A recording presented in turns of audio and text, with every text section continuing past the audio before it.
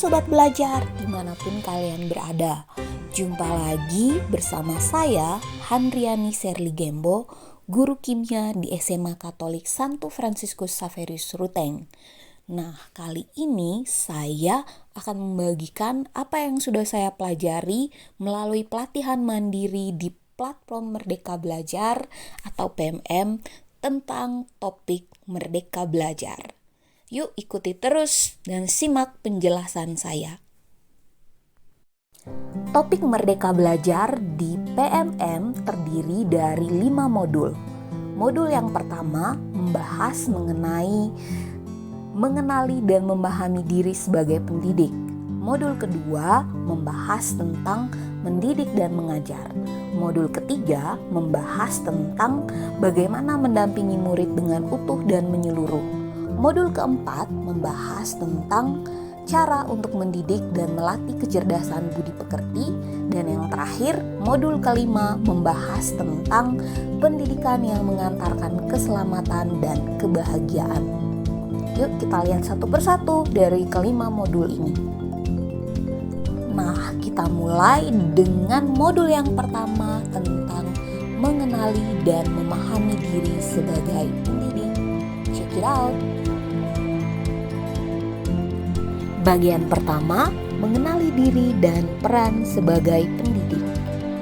Sebagai pendidik, kita harus mampu mengenali kekuatan dan kelemahan diri sendiri sebagai upaya untuk memperbaiki diri dan belajar sepanjang hayat.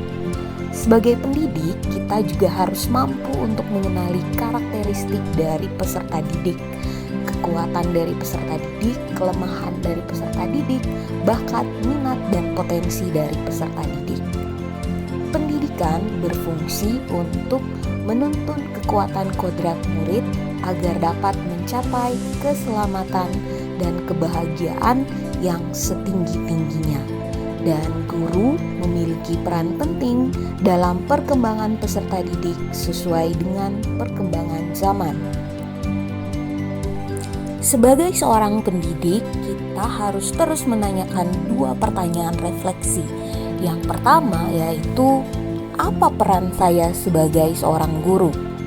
Nah, anak-anak hidup dan tumbuh sesuai kodratnya masing-masing. Tugas dari pendidik hanya untuk merawat dan menuntun tumbuhnya peserta didik sesuai dengan kodratnya masing-masing. Pertanyaan refleksi yang kedua adalah, ingin menjadi guru seperti apa sih saya ini? Nah, sebagai pendidik, kita harus memberikan pengaruh-pengaruh yang baik untuk masa depan siswa. Kita harus menjadi pendidik yang mampu menginspirasi siswa untuk terus mengembangkan diri dan potensi, serta menjadi guru yang menciptakan suasana belajar yang menyenangkan, dan menjadi guru yang memfasilitasi tumbuh kembang siswa.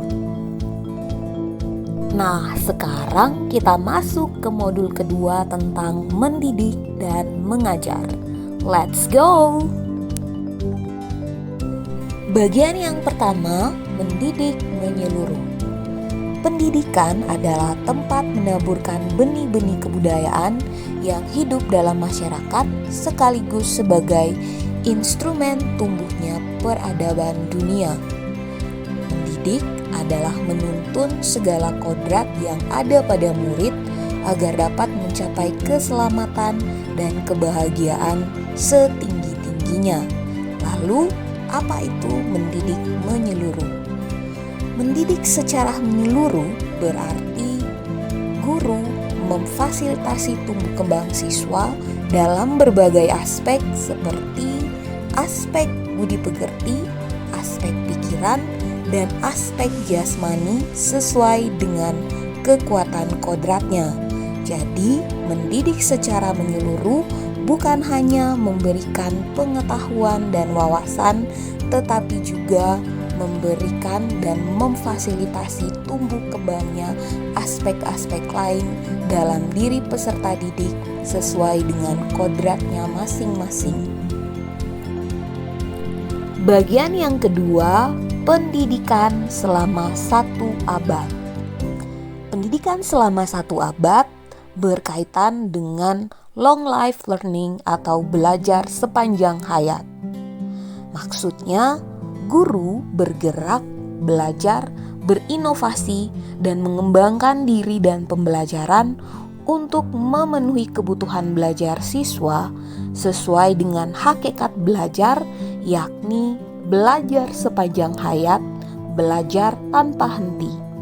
Selain itu, guru harus melakukan pembelajaran yang sesuai dengan perkembangan zaman, tidak lagi melakukan praktek pembelajaran kolonialisme.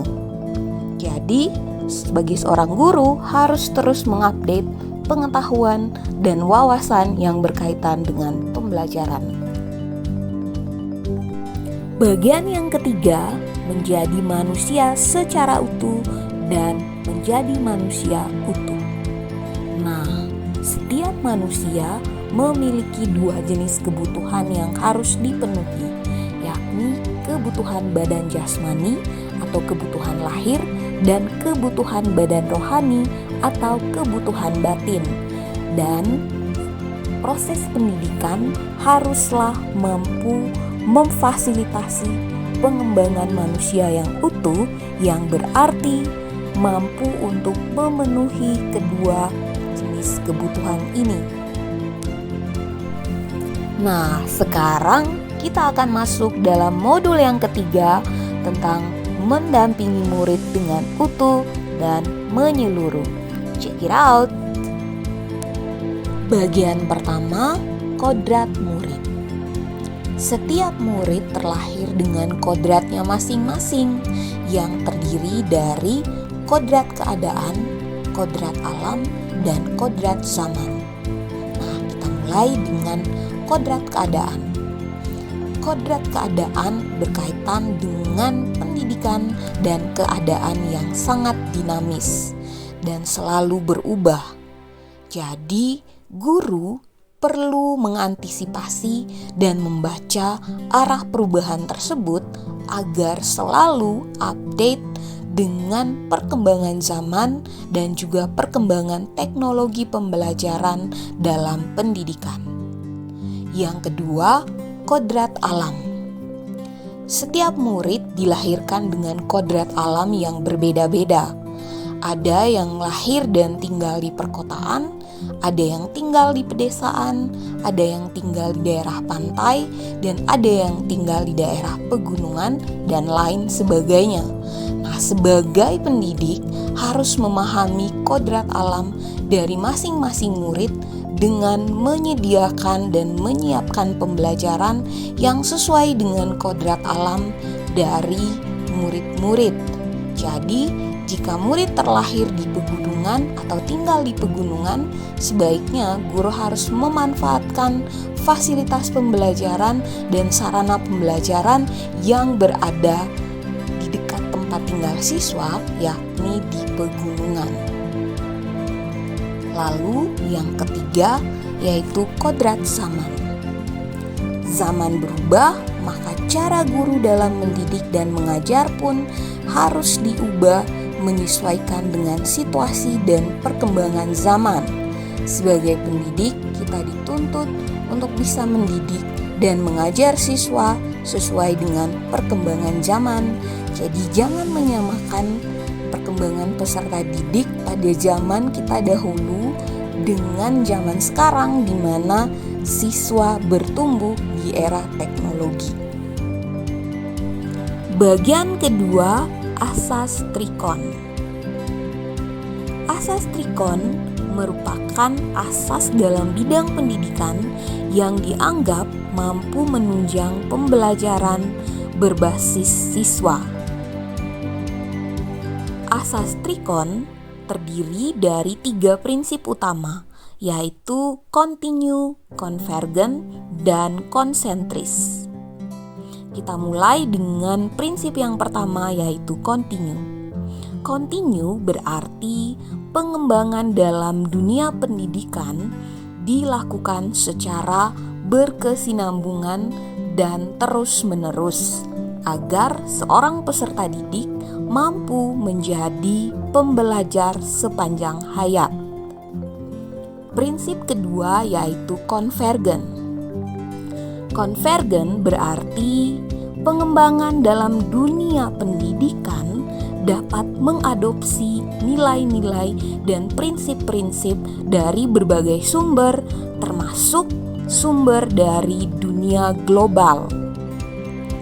Prinsip yang ketiga yaitu konsentris, artinya meskipun pengembangan dalam dunia pendidikan itu bersifat terbuka, tetapi perlu untuk bersikap kritis dan selektif terhadap pengaruh kebudayaan asing, sehingga seorang peserta didik tidak kehilangan jati dirinya. Nah, sekarang kita masuk dalam modul keempat tentang mendidik dan melatih kecerdasan budi pekerti. Let's go! Nah, bagian pertama, apa sih yang dimaksud dengan budi pekerti? Budi pekerti merupakan hasil dari bersatunya gerak pikiran, perasaan, dan kehendak atau kemauan sehingga menimbulkan suatu tenaga. Dengan kata lain, budi pekerti merupakan perpaduan antara cipta, rasa, dan karsa. Bagian kedua, teori konvergensi dan pengaruh pendidikan. Teori konvergensi didasarkan pada dua teori besar, yakni teori tabula rasa dan teori negatif. Berdasarkan teori tabula rasa, seorang peserta didik diibaratkan sebagai kertas putih yang belum dipenuhi dengan coretan, tulisan, ataupun gambar. Sementara berdasarkan teori negatif, seorang peserta didik diibaratkan dengan kertas yang sudah dipenuhi dengan coretan, tulisan, dan gambar. Teori konvergensi mengibaratkan peserta didik sebagai kertas putih yang dipenuhi dengan tulisan ataupun coretan yang samar-samar dan belum jelas terbaca. Jadi, menurut teori konvergensi, fungsi dari pendidikan adalah untuk membuat tulisan-tulisan atau coretan-coretan yang masih samar itu menjadi tebal. And now, last but not least, modul yang kelima, pendidikan yang mengantarkan pada keselamatan dan kebahagiaan. Check it out! Bagian yang pertama, mengantarkan murid selamat dan bahagia. Pendidikan seharusnya dapat mengantarkan peserta didik untuk mencapai keselamatan dan kebahagiaan hidupnya. Pendidik tidak hanya mengajarkan materi pelajaran, tetapi mendorong murid untuk menemukan pemahaman bermakna yang relevan dengan kehidupannya. Ki Hajar Dewantara memperkenalkan sistem Among yang terdiri dari 3 prinsip utama, yakni Ingarsa Sung Tulada, yang artinya di depan memberikan teladan. Yang kedua, Ingmadya Mangun Karsa, yang artinya di tengah memberikan motivasi.